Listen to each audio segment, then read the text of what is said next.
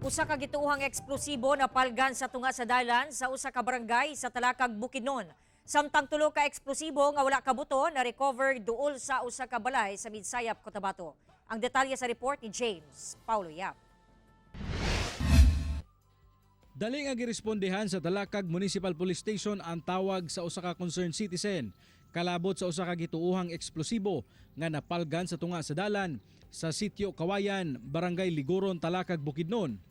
Gilayong gikordon ang area samtang gipaabot ang mga personahe sa bomb squad. Wala na itaw, persada na isikakilid, bakante, mga sagputan na kakahuyan. Balakagig ka kay lagi giputos man siya na napoy wire sa ibabaw. Pag-abot sa Explosives Ordnance Division sa kapulisan, nagpahigayon dayon sila og recon operation aron ma-dispose kini pinaagi sa pagpabuto.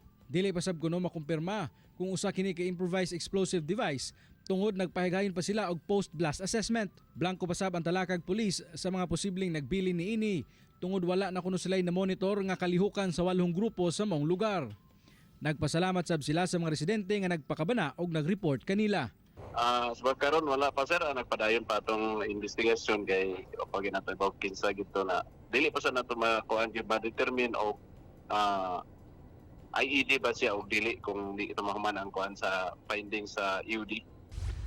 Sa Midsayap, Cotabato, tulo ka mga unexploded ordnance o wala kabuto nga mga eksplosibo ang narecover sa militar sa parking area nga duol sa usa ka balay sa Midsayap, Cotabato.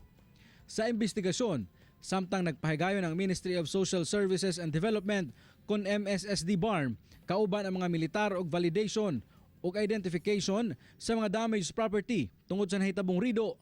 May report matud pa ang concerned citizen nga aduna kini nakitang kadudahang butang sa parking area duol sa usa ka balay sa sitio Mapayag, Barangay Tugal, Midsayap, Cotabato. Pag-verify sa militar, na-recover nila ang tulo ka mga rocket-propelled grenade. Ginaimbestigahan pa karon kung kinsa ang nagbutang niini sa lugar.